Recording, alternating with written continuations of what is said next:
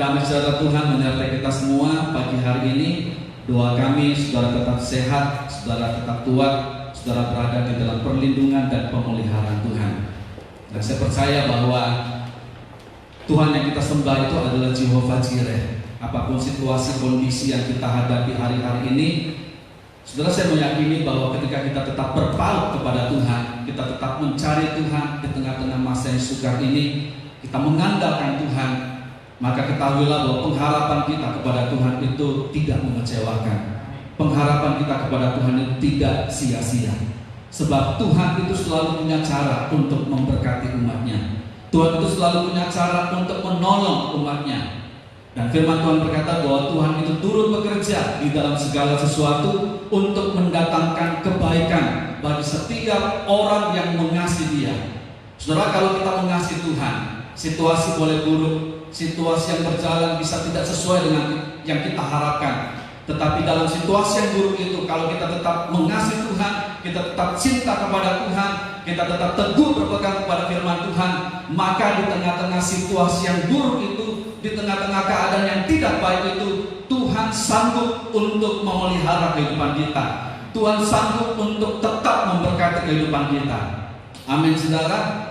Saudara, bukankah firman Tuhan berkata bahwa mereka yang menangis, yang berdoa dengan air mata akan menuai dengan sukacita, saudara. Itu janji firman Tuhan. Kita percaya bahwa di saat tidak ada jalan, Tuhan sanggup untuk membuka jalan yang baru. Sebab tidak ada yang sukar, tidak ada yang mustahil bagi Tuhan, dan tidak ada yang sukar bagi orang yang percaya kepada Tuhan. Nah, puji nama Tuhan. Saudara, hari ini saya ingin tetap melanjutkan pembahasan firman Tuhan yang telah kita pelajari bersama-sama minggu kemarin. Saudara, sesuai dengan tema kita di bulan Mei ini, yaitu Grace to Serve. Maka pada minggu ini, saudara, pada hari ini, pagi hari ini tetap firman Tuhan yang akan kita bahas, yang kita akan pelajari bersama-sama, saudara, berhubungan dengan pelayanan. Dan minggu yang lalu kita sudah belajar bersama-sama tentang pelayanan yang indah di mata Tuhan. Dan hari ini, saudara, kita tetap dengan topik yang sama, saudara, yaitu tentang pelayanan yang indah di mata Tuhan. Hanya saja hari ini kita membahas subtema yang lain. Hari ini saya akan lebih banyak, saudara, berbicara tentang tunduk kepada otoritas atau menghargai, menghormati otoritas yang Tuhan tempatkan atas hidup kita. Nah, saudara, tidak semua pelayanan itu indah di mata Tuhan. Tidak semua pelayanan itu berkenan dan menyenangkan hati Tuhan. Saudara, bisa saja pelayanan itu kelihatan bagus, terlihat indah di mata manusia, tetapi belum tentu di mata Tuhan. Karena, saudara, minggu kemarin kita sudah belajar bersama-sama bahwa cara pandang Tuhan itu berbeda dengan cara pandang manusia. Cara Tuhan melihat itu berbeda, tidak sama dengan cara manusia melihat. Manusia melihat yang sebelah luar, manusia melihat apa yang di depan mata, tetapi Tuhan melihat apa yang ada di dalam. Nah, apa yang ada di dalam roh manusia, apa yang ada di dalam hati manusia, saudara, itulah yang diperhatikan, itulah yang dilihat oleh Tuhan. Bagaimana motivasi kita, bagaimana hati kita, saudara, bagaimana sikap hati kita ketika kita melakukan suatu pelayanan, itu yang diperhitungkan dan itu yang diperhatikan oleh Tuhan.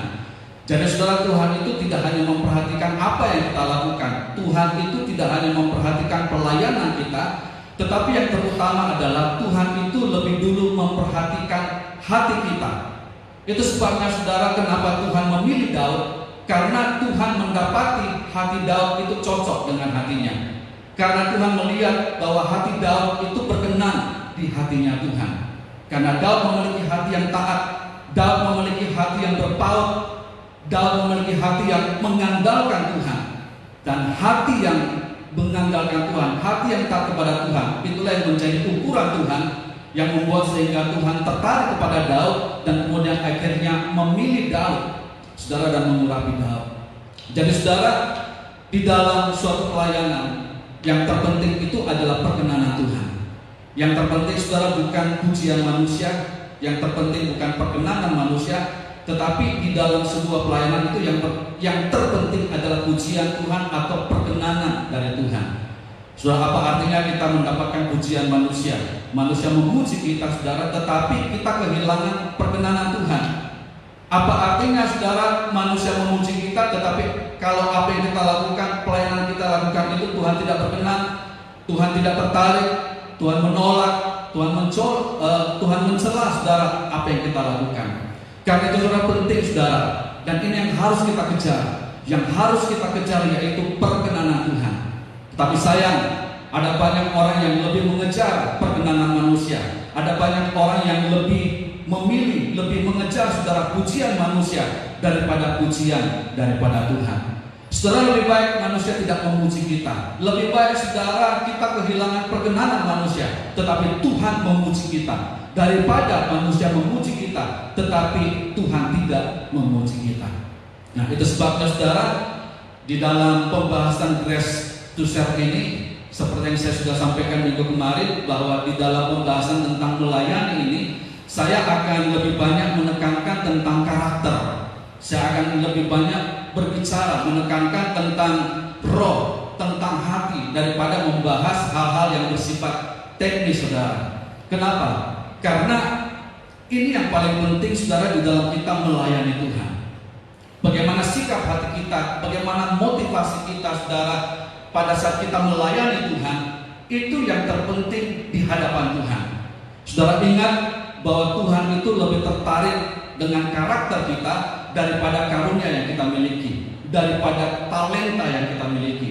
Tuhan itu lebih tertarik dengan karakter kita daripada terhadap potensi, daripada saudara talenta, skill yang kita miliki.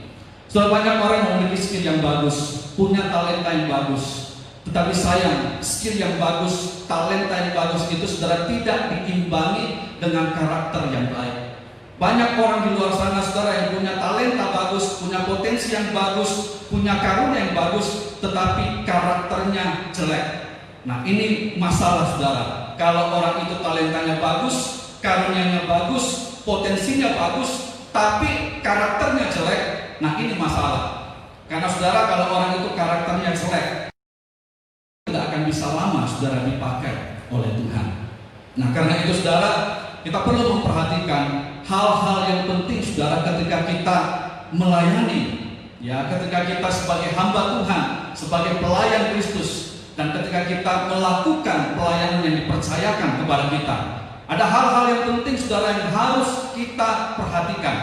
Saudara, jangan sampai pelayanan kita sudah bagus, pelayanan kita saudara sudah luar biasa, tetapi hati kita salah, roh kita salah, roh kita tidak benar, hati kita tidak benar di hadapan Tuhan, sehingga membuat akhirnya apa yang kita lakukan, pelayanan yang kita lakukan itu tidak berkenan di hadapan Tuhan.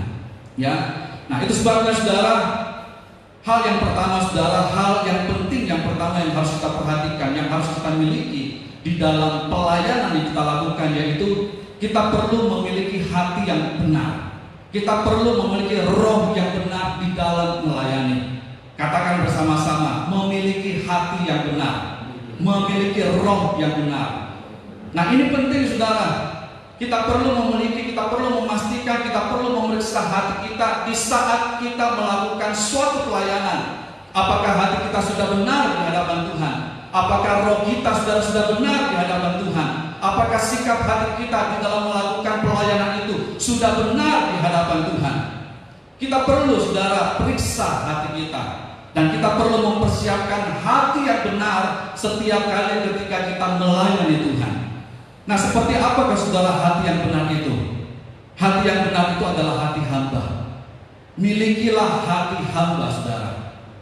Dan ciri daripada hati seorang hamba, ciri daripada hati seorang hamba yaitu memiliki penundukan diri terhadap otoritas. Nah, saudara bicara tentang penundukan diri, ya, saya mau katakan bahwa penundukan diri terhadap otoritas ini adalah sesuatu yang penting. Karena saudara, dasar dari suatu karakter itu adalah penundukan diri terhadap otoritas. Jadi saudara, penundukan diri itu sama dengan karakter. Dan penundukan diri saudara itu merupakan sifat, merupakan karakter daripada Yesus Kristus. Ini adalah sifat, ini adalah karakter daripada Roh Kudus. Dan sebagai hamba Tuhan, bagi setiap orang yang melayani Kristus harus memiliki karakter ini, harus memiliki karakter Kristus, harus memiliki Roh Kristus di dalam melayani Tuhan. Dan sekali lagi saudara, roh Kristus itu adalah roh yang taat. Sifat atau karakter Kristus itu adalah sifat tunduk terhadap otoritas. Saudara, itulah yang dilakukan saudara oleh Tuhan Yesus. Tuhan Yesus memberikan contoh kepada kita. Tuhan Yesus memberikan teladan kepada murid-muridnya. Saudara dan saya adalah murid-murid Kristus. Nah, sebagai murid-murid Kristus, kita harus mengikuti jejak, mengikuti teladan yang telah Tuhan tinggalkan bagi setiap kita. Teladan apa saudara yang Tuhan telah tinggalkan bagi murid-muridnya? Saudara, kita melihat bagaimana Yesus di dalam pelayanannya. Yesus itu senantiasa tunduk terhadap otoritas Bapa. Jadi saudara, Yesus itu tidak pernah melakukan sesuatu di luar kehendak Bapanya saudara. Yesus tidak pernah melakukan sesuatu yang bertentangan, yang melawan kehendak Bapa. Tetapi Yesus selalu tunduk terhadap otoritas Bapa. Tunduk itu artinya taat. Nah, sifat yang seperti inilah saudara yang juga dimiliki oleh Roh Kudus. Roh Kudus adalah roh kebenaran. Dan Roh Kudus juga memiliki sifat yang sama seperti yang dimiliki oleh Kristus. Roh Kudus juga memiliki sifat yang taat. Roh Kudus juga memiliki sifat tunduk terhadap otoritas. Itu sebabnya saudara, kalau ada orang yang berkata bahwa dia penuh roh, kalau ada orang yang berkata bahwa Roh Kudus ada di dalam hatinya, maka sebagai orang yang hidup oleh roh, sebagai orang yang memiliki Roh Kudus dalam hatinya, maka dia tentunya akan menampakkan, akan menunjukkan sifat ketaatan daripada Roh Kudus. Sebab tidak mungkin saudara, seseorang itu mengklaim, mengatakan bahwa dia penuh roh, Roh Kudus ada di dalam dirinya, sementara saudara dia tidak menunjukkan sifat ketaatan seperti yang dimiliki oleh Roh Kudus, seperti yang dimiliki oleh Tuhan Yesus saudara. Nah, sekali lagi saya mau ulangi bahwa sifat ketaatan ini atau karakter ketaatan ini itu hanya ada pada Tuhan. Sifat ketaatan ini saudara tidak dimiliki, tidak berada pada iblis. Pada iblis tidak ada sifat ketaatan sama sekali. Iblis itu adalah pemberontak. Iblis itu adalah pembohong besar saudara. Pada iblis tidak ada sifat ketaatan. Nah, karena itu saudara, perhatikan ini baik, bahwa setiap ajaran untuk tidak tunduk kepada otoritas, setiap ajaran saudara untuk tidak patuh, untuk tidak taat kepada otoritas, itu tidak berasal dari Tuhan. Setiap ajaran untuk tidak tunduk, tidak patuh, setiap ajaran untuk tidak taat kepada otoritas, itu berasal dari setan, itu berasal daripada iblis. Karena saudara, memang iblis tidak suka saudara kalau kita memiliki pendudukan diri. Apa yang diinginkan, apa yang dikehendaki oleh iblis, saudara, yang dikehendaki oleh iblis yaitu supaya kita berontak kepada Allah. Yang dikehendaki oleh iblis yaitu supaya kita berontak terhadap otoritas Allah dan tidak menuruti firman-Nya. Tetapi saya mau katakan ini, dengar sekali lagi, bahwa orang-orang yang memiliki pendudukan diri itu memiliki otoritas Allah untuk dapat melawan dan mengalahkan iblis. Sekali lagi saudara, orang-orang yang memiliki penundukan diri terhadap otoritas itu memiliki kuasa Allah, memiliki otoritas Allah untuk berhadapan, untuk melawan iblis dan mengalahkan iblis. Saudara, bagaimana caranya untuk kita bisa melawan iblis? Bagaimana caranya saudara supaya kita bisa mengalahkan iblis dan mengalahkan perbuatan-perbuatannya, mengalahkan segala tipu dayanya? Saudara, kita lihat di dalam Yakobus 4 ayat 7.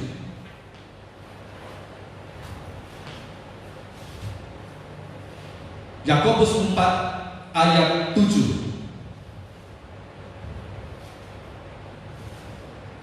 Demikian firman Tuhan, Yakobus 4 ayat 7. Karena itu tunduklah kepada Allah. Saudara, firman Tuhan mengajarkan kepada kita supaya kita tunduk kepada otoritas Allah. Saudara, ketika kita tunduk kepada Allah, maka Allah ada di pihak kita. Amin. Dan kalau kita tunduk kepada Allah, firman Tuhan katakan apa? Firman Tuhan katakan, lawanlah iblis. Jadi saudara, sebelum lawan iblis, maka apa yang harus kita lakukan? Alkitab berkata kita disuruh tunduk terlebih dahulu, tunduk terhadap otoritas, tunduk terhadap Allah. Nah, ketika kita tunduk kepada Allah, maka Allah di pihak kita. Dan ketika Allah di pihak kita saudara, maka kita akan melawan iblis bersama-sama dengan Tuhan. Itu sebabnya saudara, setiap orang yang memiliki penundukan diri terhadap otoritas, itu memiliki otoritas Allah untuk melawan dan untuk mengalahkan iblis. Iblis akan lari saudara kalau kita memiliki roh penundukan diri terhadap otoritas. Kita bukan hanya memiliki otoritas atau kuasa untuk berhadapan, untuk melawan iblis, tapi firman Tuhan katakan, ia akan lari daripadamu. Bahkan lebih daripada itu saudara, orang-orang yang memiliki penundukan diri, itu akan membuat orang itu senantiasa berada di bawah tangan Tuhan yang kuat. Orang-orang yang memiliki roh penundukan diri saudara, itu akan senantiasa berada di dalam payung perlindungan Tuhan, akan senantiasa berada di dalam otoritas Allah. Dan kalau kita memiliki spirit ini, kita memiliki karakter penundukan diri, roh penundukan diri, maka pada waktunya nanti Tuhan akan mengangkat kita, Tuhan akan meninggikan kita pada waktunya, kata firman Tuhan. Saudara, kita lihat ayat itu dalam 1 Petrus 5 ayat 6.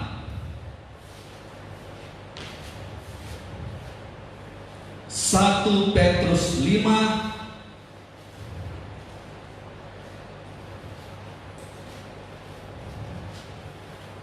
ayat 6. Demikian firman Tuhan, karena itu rendahkanlah dirimu di bawah tangan Tuhan yang kuat.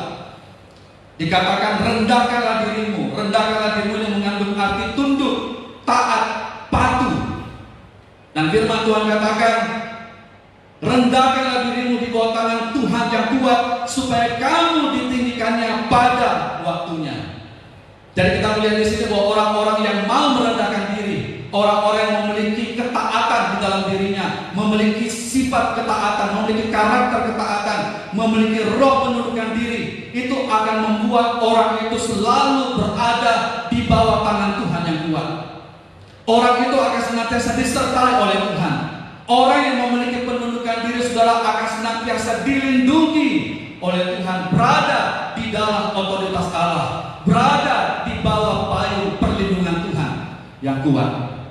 Saudara, apakah ada perlindungan yang jauh lebih kuat daripada perlindungan Tuhan? Saudara, tidak ada, saudara. Amin, saudara. Itu sebabnya saudara milikilah penundukan diri terhadap otoritas. Amin. Katakan bersama-sama, katakan kepada kiri kanan saudara, katakan milikilah roh penundukan diri. Maka itu akan membuat kita akan berjalan di dalam otoritas dan kuasa Tuhan. Saudara ingat, kepada Adam saudara Tuhan telah memberikan otoritas, Tuhan telah memberikan kuasa atas segala yang hidup. Nah, selama Adam tunduk, maka otoritas Allah itu atau kuasa itu akan senantiasa menyertai Adam. Tetapi sayang saudara, pada akhirnya Adam memilih untuk berontak pada Allah. Pada akhirnya saudara Adam memilih untuk tidak taat kepada Tuhan, tidak mentaati, tidak menuruti firman-Nya. Dan sebagai akibatnya saudara, ketika Adam tidak lagi tunduk kepada Allah, ketika Adam tidak lagi menuruti firman-Nya, Adam kehilangan otoritas Allah yang telah Allah berikan di dalam hidupnya saudara. Adam jatuh saudara karena ketidaktaatannya. Adam jatuh saudara karena pemberontakannya kepada Tuhan.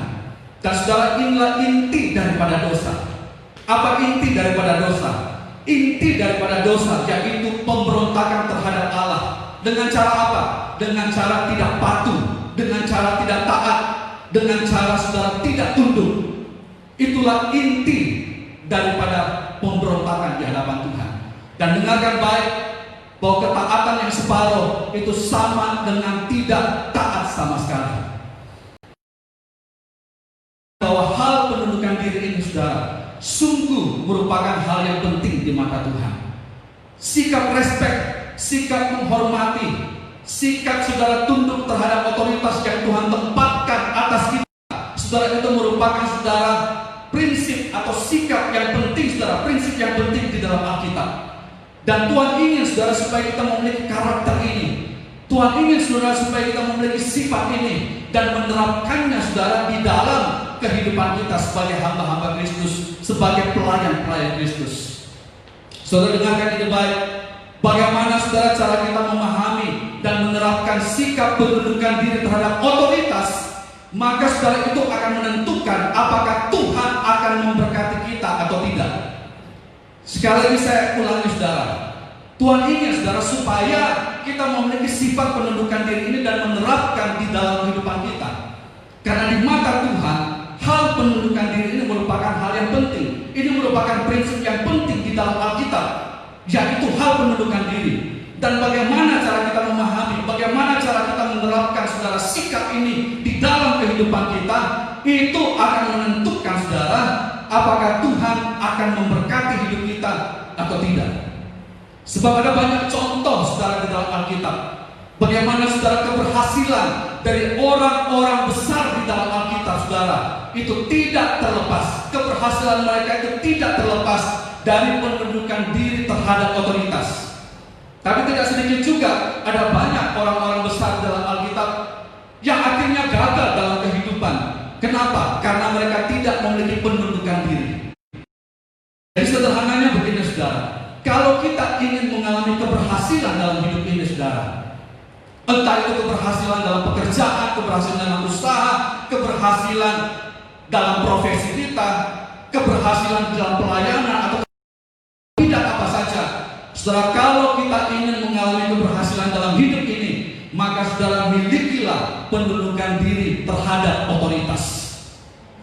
Saudara, ada ungkapan yang bilang begini, untuk dapat menjadi seorang pemimpin yang baik, maka jadilah bawahan yang baik, jadilah pegawai yang baik. Untuk dapat menjadi seorang bos, untuk dapat menjadi seorang tuan yang baik, maka jadilah saudara hamba yang baik, jadilah bawahan yang baik. Untuk dapat menjadi seorang guru yang baik, maka jadilah murid yang baik. Untuk dapat, ya mungkin kalau saudara berpikir saudara terpanggil jadi hamba Tuhan, terpikir untuk jadi gembala saudara, untuk dapat menjadi gembala yang baik, maka jadilah domba yang baik, jadilah umat yang baik, jadilah jemaat yang baik. Dan saudara, setiap bawahan atau setiap karyawan yang baik tentunya memiliki penundukan diri terhadap otoritas. Setiap murid yang baik tentunya memiliki penundukan diri terhadap otoritas, terhadap gurunya. Apa otoritas daripada murid? Guru di sekolah, itulah otoritas yang ada di sekolah. Dan sebagai seorang murid yang baik tentunya mentaati dan menuruti, tunduk terhadap otoritas yang di atasnya, tunduk terhadap otoritas guru. Kalau kita mau menjadi orang tua yang baik, untuk dapat menjadi orang tua yang baik, maka mulailah saudara, dimulai jadi anak yang baik. Dan sebagai anak yang baik itu tentunya saudara memiliki penundukan diri terhadap otoritasnya. Apa otoritas daripada anak? Otoritas daripada seorang anak yaitu orang tuanya, bapaknya, mamanya, ayah, ibunya. Itulah otoritas daripada anak-anak. Nah, kalau anak itu adalah anak yang baik, sebagai anak yang baik, tentunya dia akan nurut, tentunya dia akan dengar-dengaran, tentunya saudara dia akan tunduk dan taat terhadap orang tuanya. Itu anak yang baik. Dan perhatikan ini saudara yang dikasih Tuhan, bahwa setiap sikap kita, setiap sikap penundukan diri terhadap otoritas yang di atas kita, yang Tuhan tempatkan atas kita, itu akan mendatangkan keuntungan dan memberikan keuntungan bagi kita sendiri saudara. Jadi saudara dengar ini, ketika kita tunduk terhadap otoritas kita, yang untung itu bukan orang lain, yang untung bukan otoritas kita saudara. Tapi ketika kita punya submission spirit, ketika kita mau belajar untuk tunduk kepada otoritas kita, kepada pimpinan kita, maka itu akan mengerjakan, akan memberikan dan mendatangkan keuntungan bagi kita melalui sikap kita tunduk kepada otoritas. Mungkin saudara bertanya, keuntungan apa yang saya dapatkan ketika saya tunduk kepada otoritas? Nah, seperti yang saya katakan tadi saudara, bahwa ketika sebagai anak kita belajar tunduk, kita patuh, kita taat, nurut kepada otoritas kita, maka sikap penundukan diri terhadap orang tua, sikap hormat dan taat kepada orang tua, itu akan menjadikan kita, akan membawa kita pada akhirnya menjadi orang tua yang baik pada akhirnya nanti. Tapi kalau sejak dari anak-anak, sebagai anak-anak saudara tidak taat, saudara tidak dengar-dengaran, saudara menghina orang tua, saudara tidak hormat kepada orang tua, saudara tidak tunduk kepada orang tua, maka sikap tidak tunduk kepada otoritas itu akan merugikan diri kita sendiri. Satu saat, ya kita semua nanti akan tua saudara. Tidak semua, ya kita tidak selama-lamanya muda terus, tidak selamanya kita kuat terus, tidak selamanya kita jadi anak muda terus. Satu saat kita juga pasti jadi orang tua. Nah, kalau sejak kita masih anak-anak, saudara, kita hidup di bawah otoritas orang tua kita, dan di bawah otoritas orang tua kita belajar tunduk, submission spirit, kita belajar hormat, maka itu mendatangkan keuntungan bagi kita sebagai anak. Keuntungannya apa? Untuk masa depan kita, saudara. Kita akan punya masa depan yang cerah. Hidup kita akan bahagia. Kita akan panjang umur. Itulah upah. Itulah berkat. Itulah ganjaran bagi anak-anak yang memiliki penundukan diri terhadap otoritas, terhadap orang tuanya. Dan satu saat kelak anak yang punya pendudukan diri itu akan menjadi orang tua yang baik juga. Karena dia sudah dimulai dari jadi anak yang baik. Itu juga, saudara. Mungkin saudara berkata, apa untungnya kalau saya tunduk kepada otoritas, kepada pimpinan? Ada untungnya, saudara. Apa keuntungan yang kita bisa ambil, yang akan kita dapatkan, saudara, ketika sebagai pegawai kita tunduk kepada otoritas? Sikap pendudukan diri kita terhadap pimpinan, terhadap otoritas, itu satu saat akan menjadikan kita, akan membawa kita menjadi seorang pemimpin yang baik, saudara. Ya, puji nama Tuhan. Mari kita baca bersama dalam Ibrani 13 ayat 17. Tuhan, taatilah pemimpin-pemimpinmu dan tunduklah kepada mereka. Jadi saudara, ini bicara tentang otoritas. Sebab mereka berjaga-jaga atas jiwamu sebagai orang-orang yang harus bertanggung jawab atasnya. Dengan jalan itu mereka akan melakukannya dengan gembira, bukan dengan keluh kesah, sebab hal itu tidak akan membawa keuntungan bagimu. Jadi saudara, ketika kita melakukan penundukan diri terhadap otoritas, maka itu tidak menguntungkan pemimpin. Bukan pemimpin kita yang diuntungkan karena sikap penundukan diri kita terhadap dia, tapi keuntungan daripada sikap penundukan diri itu kita yang dapat, kita yang terima, saudara. Berkatnya, dampaknya, itu kita yang alami, bukan pemimpin kita. Tapi begitu juga sebaliknya, kalau kita tidak mau tunduk kepada pimpinan, kalau kita melawan, kita berontak terhadap otoritas, yang rugi bukan pimpinan kita, saudara. Yang rugi diri kita sendiri. Kita kehilangan banyak berkat, kita akan kehilangan value, kita akan kehilangan, saudara, banyak perkara-perkara yang baik kalau kita tidak mau taat, kalau kita tidak mau nurut, ya. Kemudian saudara, kita lihat dalam 1 Petrus 2 ayat 13. 1 Petrus 2 ayat 13-14.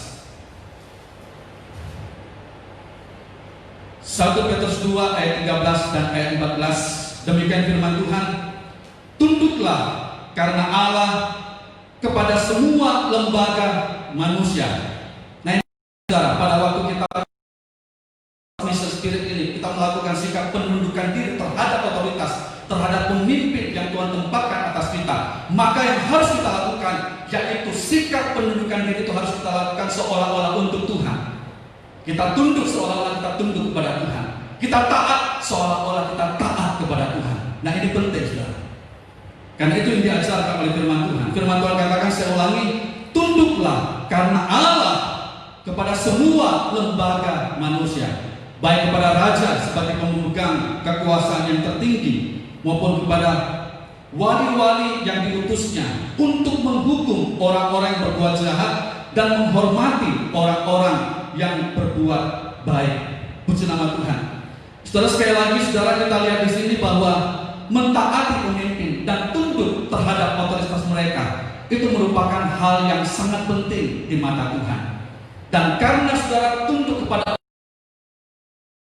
penting di mata Tuhan, Alkitab katakan, maka kita harus lakukan sikap itu dengan sukarela. Kita harus lakukan sikap itu, sikap tunduk kepada Allah. Karena sikap penundukan diri terhadap otoritas itu adalah hal yang penting di mata Tuhan. Maka kita harus melakukannya dengan sukacita. Kita harus melakukan secara dengan sukarela dan bukan karena keterpaksaan. Nah, pemimpin yang dimaksudkan di sini, saudara, itu baik pemimpin di rumah, baik pemimpin di kantor, pemimpin yang ada di kota, pemimpin yang ada di negara, termasuk pemimpin yang ada di gereja, saudara. Terlebih sikap tunduk kepada pimpinan, sikap tunduk terhadap otoritas, itu harus 2 kali lipat kita tunjukkan, saudara, terhadap pemimpin rohani atau terhadap otoritas rohani yang Tuhan taruh, yang Tuhan tempatkan atas kita. Terhadap pemimpin rohani, terhadap hamba-hamba Tuhan yang telah memberikan kita makan firman Tuhan, yang telah berkhotbah, yang telah menyampaikan firman Tuhan, memberikan nasihat-nasihat firman Allah kepada kita. Alkitab mengajarkan kepada kita sebagai jemaat, sebagai murid Kristus. Maka terhadap mereka, terhadap para penatua, terhadap pemimpin-pemimpin rohani itu harus kita hormati 2 kali lipat. Nah, ini bukan ajaran saya, saudara. Ini ajaran firman Tuhan. Jadi kalau saudara mau protes dengan Alkitab saudara sendiri. Apakah ada ayatnya? Ada ayatnya. Kita lihat 1 Timotius 5 ayat 17.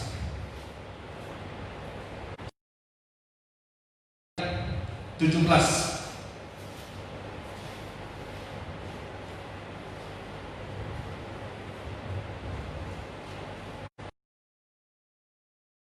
Ayat 17. Nah, ini beberapa petunjuk nasihat lagi. Nah, perhatikan ayat 17. 1 Timotius pasal 5 ayat 17. Penatua yang baik atau hamba-hamba Tuhan, pemimpin-pemimpin rohani, otoritas rohani yang Tuhan tempatkan atas kita. Firman Tuhan katakan apa? Terhadap penatua yang baik, pimpinannya patut dihormati 2 kali lipat. Jadi terhadap pemimpin-pemimpin rohani itu bukan hanya kita harus tunduk, bukan hanya kita harus hormati, tapi saudara, firman Tuhan ajar kepada kita terhadap mereka harus kita hormati 2 kali lipat. Kenapa kita harus menghormati para pemimpin-pemimpin rohani ini 2 kali lipat?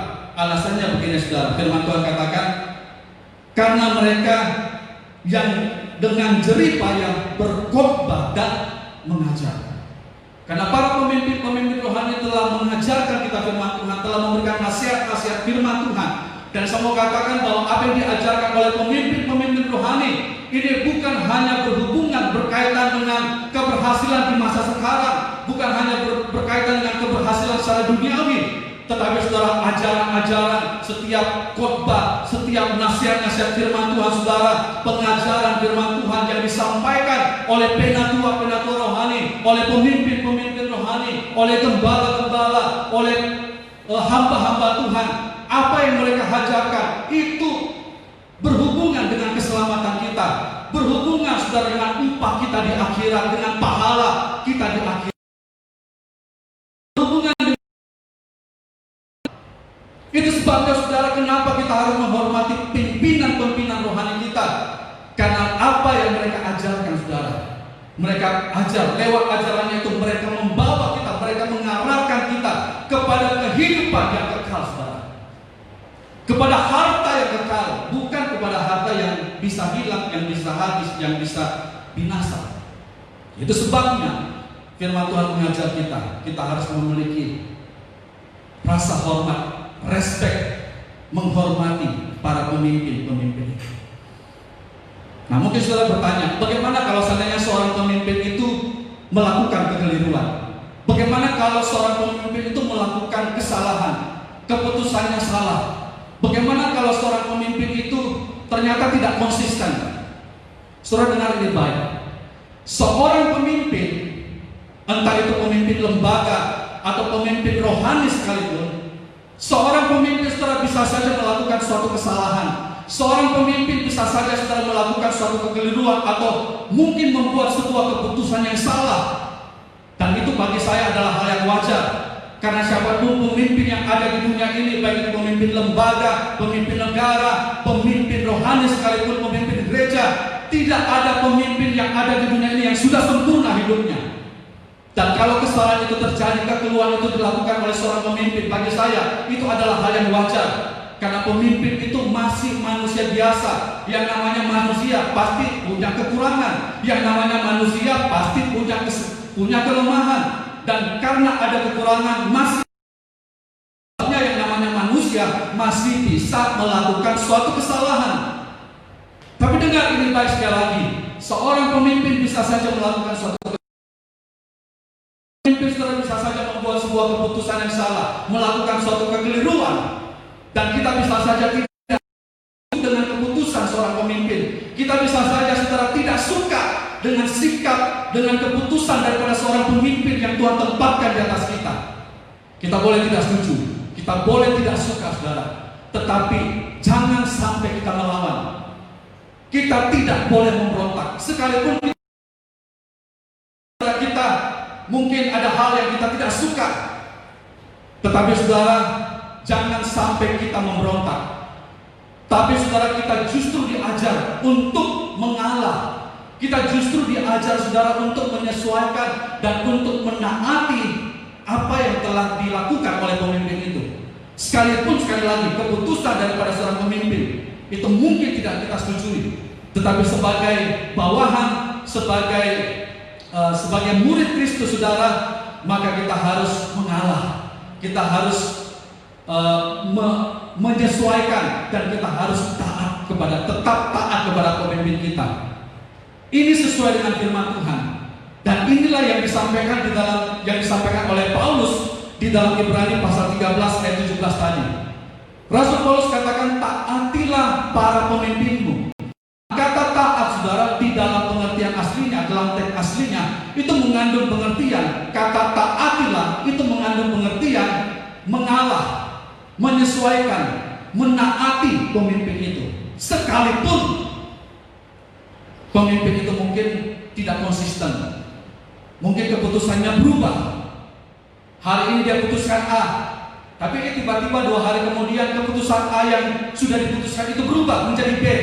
Lantas kemudian keputusan B yang sudah diputuskan itu tiba-tiba berubah menjadi C. Seolah-olah kelihatannya seorang pemimpin itu tidak konsisten, dan kita tidak setuju.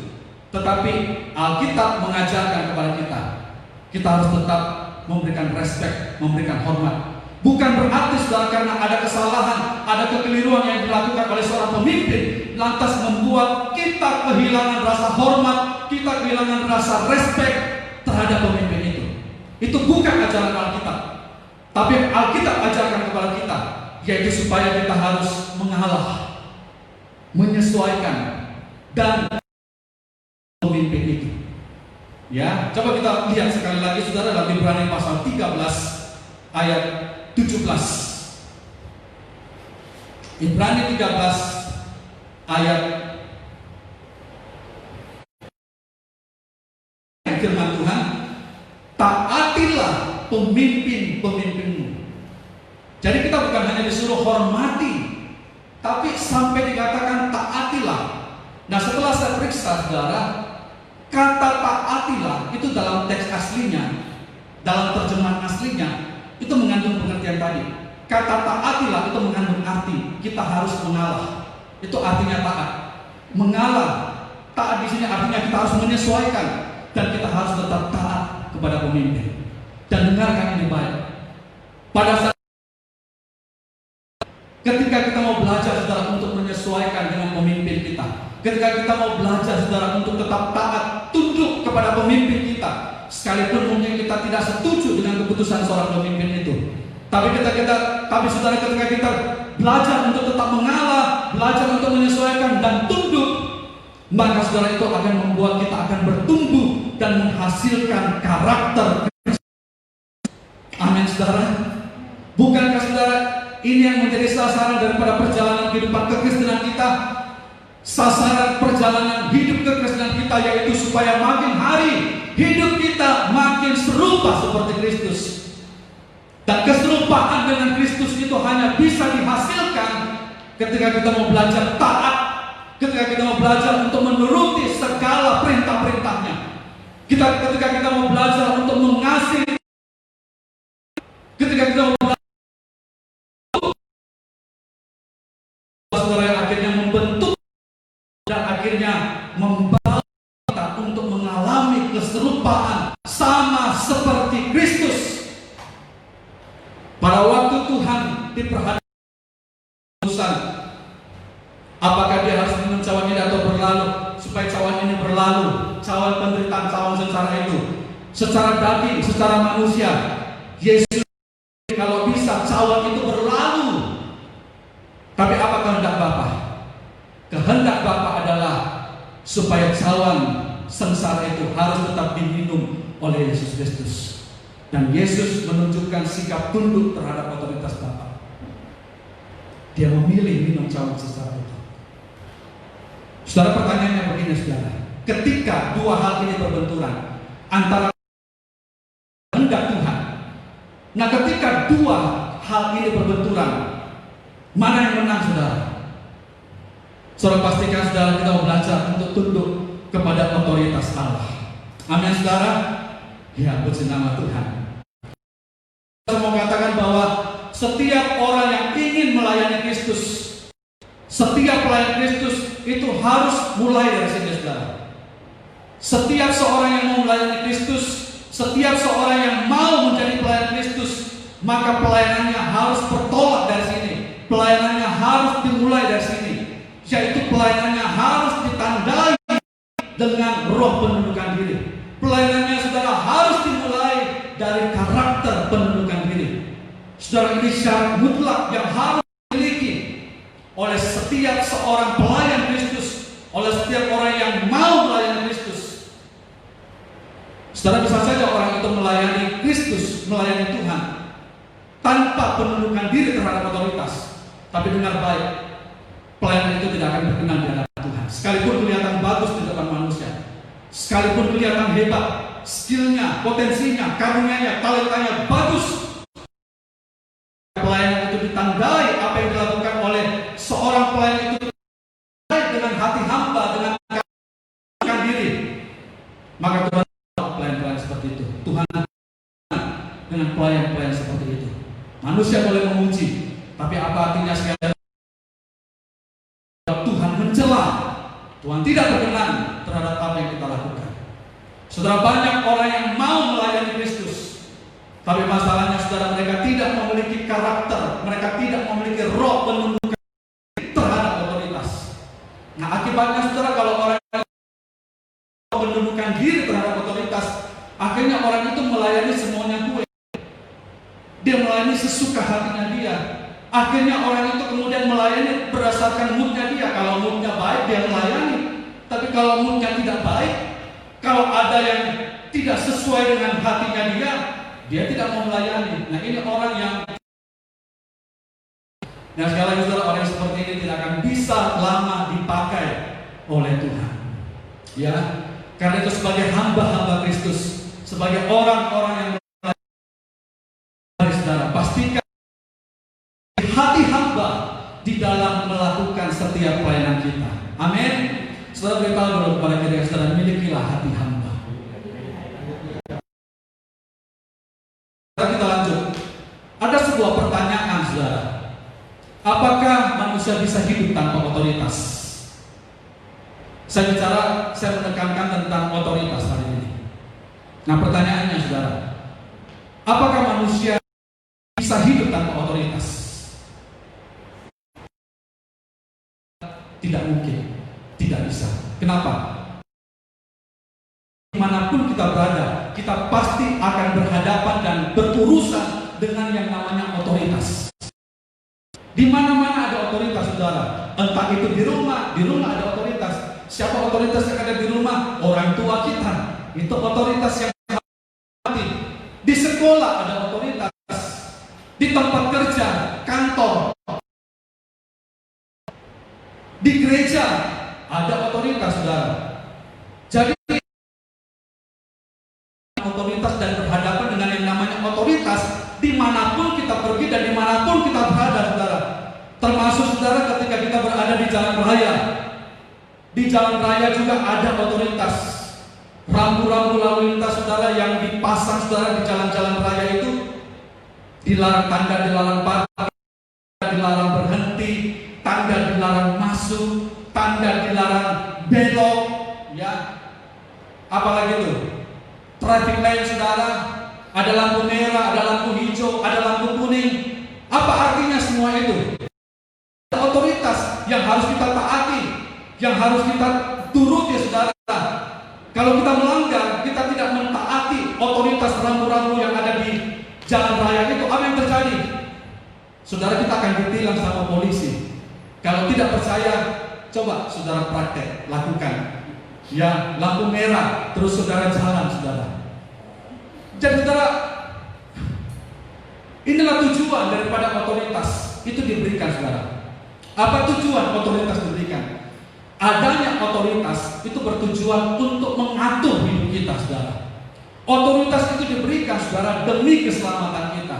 Otoritas itu diberikan demi kebaikan kita, demi keselamatan kita. Saudara, kita tidak bisa membayangkan, saudara, apa yang terjadi, saudara, di dunia ini kalau seandainya di dunia ini tidak ada otoritas. Apa jadinya, saudara, kalau dalam sebuah kota, dalam sebuah negara, saudara, di dalam negara itu tidak ada otoritas? Nah, maka sama seperti, saudara, rambu-rambu, dengan kita itu mendiadakan rambu-rambu yang ada di jalan raya. Apa yang terjadi, saudara, kalau rambu-rambu lalu lintas di jalan raya itu ditiadakan? Maka yang terjadi, saudara, akan terjadi kekacauan di jalan raya, akan terjadi kemacetan, saudara. Bahkan tingkat kecelakaan lalu lintas bisa akan semakin meningkat, semakin tinggi, karena tidak ada rambu-rambu lalu lintas yang mengatur. Semua orang berjalan menurut maunya sendiri.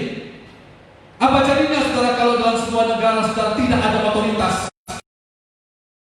Tetapi otoritas dalam negara itu tidak dihargai, tidak dihormati, maka saudara akan terjadi yaitu hukum rimba.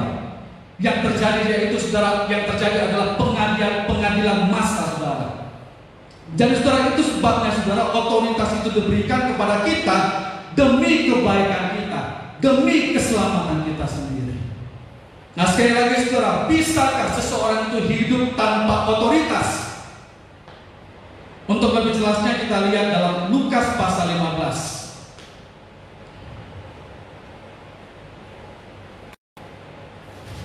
Ya, karena waktu, saudara, saya rasa kita tidak perlu baca, karena kita pasti semua sudah tahu kisah ini. Dalam Lukas pasal 15, mulai dari ayat 11 sampai dengan ayat 16, itu tentang anak yang hilang, tentang anak bungsu yang hilang, saudara. Ya, kita baca saja 1-2 ayat. Kita baca ayat 11 sampai ayat yang ke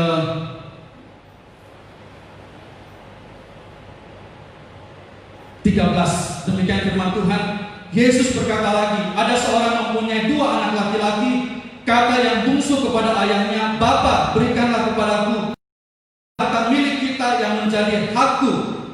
Lalu ayahnya membagi-bagikan harta kekayaan itu di antara mereka.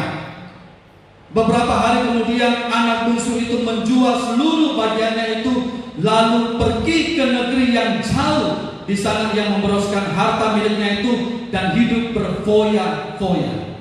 Saudara, dikatakan bahwa anak bungsu ini pergi ke negeri yang jauh. Saudara, mengapa, saudara, anak bungsu ini pergi ke negeri yang jauh? Tujuannya adalah supaya dia tidak lagi berada di bawah otoritas bapaknya. Itu tujuannya, sehingga dia memilih untuk pergi ke negeri yang jauh. Dia memilih untuk meninggalkan rumah bapaknya. Karena anak bungsu ini berpikir bahwa ketika dia sudah pergi ke negeri yang jauh, dia meninggalkan rumah bapaknya, maka dia sudah akan bebas dari otoritas.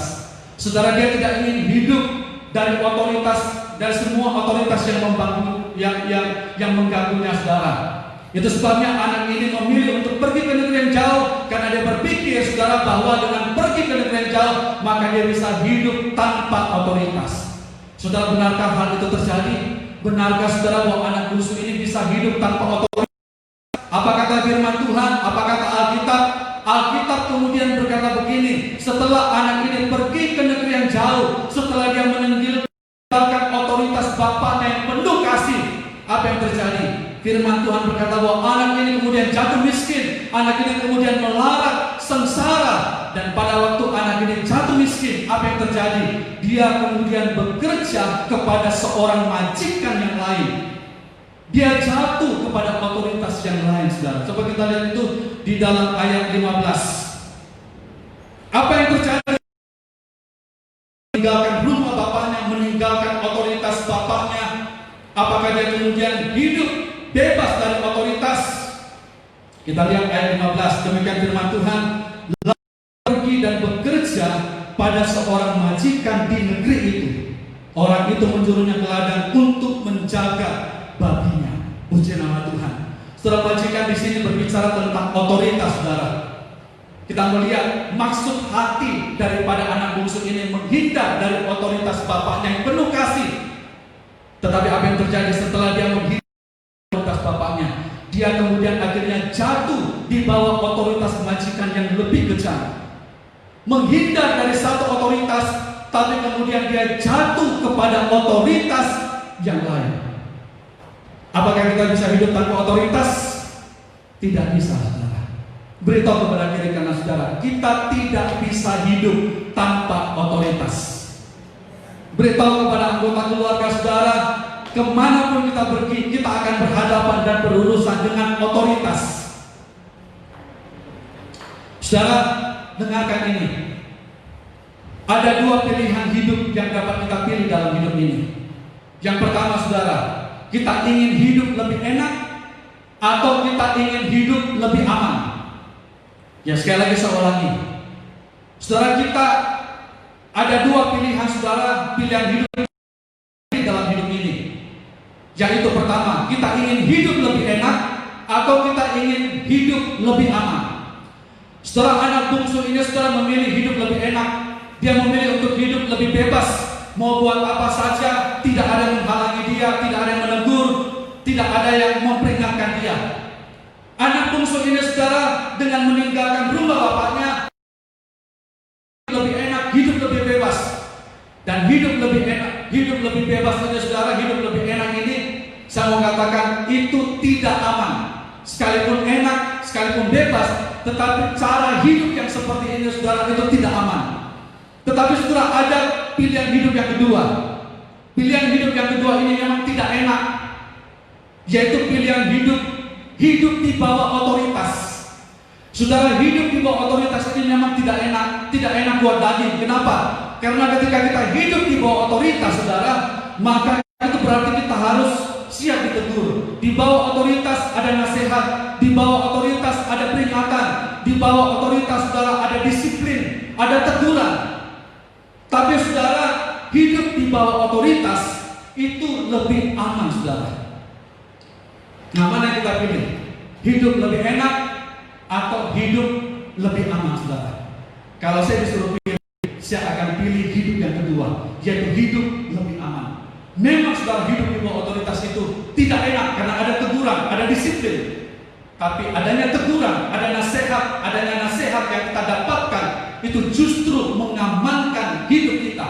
Itu justru menghindarkan hidup kita saudara dari malapetaka. Coba kita lihat dalam Yesaya 30 ayat 1. 30 ayat 1.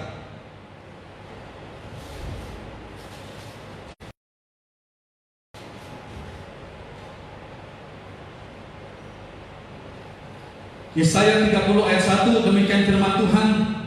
Celakalah anak-anak pemberontak, demikianlah firman Tuhan, yang melaksanakan suatu rancangan yang bukan daripadaku. Puji nama Tuhan. Saudara, kalau dalam terjemahan versi King James, dalam terjemahan ini, kamu mencari nasihat yang bukan dari aku dan mencari pengaman atau covering yang bukan dari aku. Dan saudara, dalam terjemahan versi King James, di dalam Yesaya 30 ayat 1 ini, dalam ayat ini saudara, itu ada dua hal yang disebutkan. Hal yang disebutkan yaitu nasihat, dan hal yang kedua yaitu pengaman. Nasihat dan covering, pengaman. Apa artinya? Apa kesimpulannya saudara? Artinya begini, bahwa nasihat itu sama dengan sebuah pengaman atas hidup kita. Sekali lagi, setiap nasihat firman Tuhan yang datang kepada kita, setiap pengajaran firman Tuhan yang datang kepada kita, nasihat-nasihat itu sama dengan sebuah pengaman atas hidup kita. Saudara, andai kata saudara anak bungsu ini mau menerima nasihat ayahnya, saya percaya, saya yakin, sebelum anak bungsu ini meninggalkan rumah bapaknya, pasti terjadi dialog. Bapaknya pasti menasihati dia, bapaknya pasti memperingatkan dia, bahkan mungkin bapaknya melarang dia supaya anak bungsu ini tidak pergi meninggalkan rumah bapaknya, supaya tidak pergi ke negeri yang jauh. Pasti ada nasihat-nasihat yang diberikan oleh bapaknya kepada anak bungsu ini. Tetapi saudara sayang, anak bungsu ini saudara tidak menuruti, tidak mau menerima, dia menolak nasihat daripada bapaknya. Dan karena anak bungsu ini saudara menolak nasihat daripada bapaknya, apa yang terjadi? Malah petaka saudara akhirnya datang saudara. Padahal tujuan daripada nasihat itu sebenarnya untuk mengamankan dia, untuk mengamankan hidupnya. Itu sebabnya saudara dengarkan itu baik. Di akhir daripada firman Tuhan ini saya ingin sampaikan kepada setiap kita. Ketahuilah saudara, bahwa setiap nasihat-nasihat firman Tuhan, kita bersyukur kalau sampai hari ini kita masih bisa mendengarkan firman Tuhan, kalau kita masih bisa menerima pengajaran firman, kalau kita bisa mendapatkan menerima peringatan daripada Tuhan, teguran daripada Tuhan, kita harus bersyukur. Kenapa? Karena dengan adanya nasihat-nasihat firman Tuhan, adanya saudara teguran firman Tuhan, adanya pengajaran firman Tuhan yang kita terima, saudara, nasihat-nasihat firman Tuhan itu adalah sebuah pengaman atas hidup kita saudara. Kita dijaga, kita dilindungi, dan kita diamankan oleh nasihat-nasihat firman Tuhan. Saudara, apa yang membuat sehingga Saul itu dibuang oleh Tuhan? Mengapa saudara sampai Tuhan itu tidak lagi mau memakai Raja Saul? Saudara, apakah karena semata-mata karena Saul itu melakukan kesalahan? Saudara, Musa juga pernah melakukan kesalahan, tetapi kenapa Musa masih mau dipakai oleh Tuhan? Yunus pernah tidak taat, tapi kenapa saudara Yunus itu tidak dibuang oleh Tuhan? Yunus tetap mau dipakai oleh Allah. Petrus pernah menyangkal Tuhan, bahkan menyangkal sampai 3 kali. Tapi kenapa saudara Petrus tidak dibuang? Tuhan masih mau memakai Petrus yang sudah menyangkal dia, bahkan menyangkal 3 kali itu. Daud adalah seorang yang begitu banyak melakukan kesalahan di dalam hidupnya saudara. Tetapi kenapa Daud tidak dibuang oleh Tuhan? Kenapa saudara Daud itu masih tetap dipakai oleh Tuhan? Sedangkan Saul, ketika Saul melakukan kesalahan saudara, kenapa Saul dibuang oleh Tuhan? Dan Tuhan tidak mau memakai dia lagi. Kita akan lihat jawabannya saudara di dalam 1 Samuel, sebagai ayat yang paling terakhir, 1 Samuel 15. 1 Samuel 15 ayat sampai ayat 35. 1 Samuel 15 ayat 34 sampai ayat 35. Firman Tuhan, kemudian Samuel pergi ke Rama, tetapi Saul pergi ke rumahnya di Gebea Saul. Sampai hari matinya, Samuel tidak melihat atau tidak pernah berjumpa dengan Saul lagi. Tetapi Samuel berduka cita karena Saul, dan Tuhan menyesal karena ia menjadikan Saul raja atas Israel. Saudara dengarkan lebih baik. Raja Saul itu hanya memiliki seorang penasehat, dan seorang penasehat dimiliki oleh Saul itu adalah Nabi Samuel. Dan apa yang firman Tuhan katakan yang kita baca tadi? Alkitab berkata bahwa pada saat itu, sejak saat itu saudara, Nabi Samuel tidak pernah lagi bertemu dengan Saul. Ya, kalau kita perhatikan sekali lagi ayat 35, sampai hari matinya Samuel tidak melihat Saul lagi. Firman Tuhan bahwa sejak saat itu Nabi Samuel tidak pernah ketemu dengan Raja Saul lagi. Dan ini artinya saudara bahwa Raja Saul, karena dia sudah tidak pernah ketemu dengan Nabi Samuel, maka sejak saat itu saudara, Raja Saul tidak pernah lagi menerima dan tidak pernah lagi mendengarkan nasihat dari Nabi Samuel. Karena satu-satunya penasihat yang dimiliki oleh Saul itu adalah Nabi Samuel. Berarti sejak Samuel tidak pernah ketemu dengan dia, maka Saul tidak pernah lagi menerima nasihat, tidak pernah lagi mendapatkan nasihat dari Nabi Samuel. Nah saudara, kenapa? Apa yang membuat sehingga Nabi Samuel tidak pernah lagi mau berjumpa dengan Raja Saul? Kita lihat jawabannya saudara dalam ayat 26 1 Samuel 15 tadi, ayat yang ke-20. 6, demikian firman Tuhan, tetapi aku tidak akan kembali bersama-sama dengan engkau, sebab engkau telah menolak firman Tuhan. Sebab itu Tuhan telah menolak engkau sebagai Raja Israel. Saudara, apa yang membuat sehingga Nabi Samuel tidak pernah lagi berjumpa dengan Raja Saul saudara? Ini jawabannya.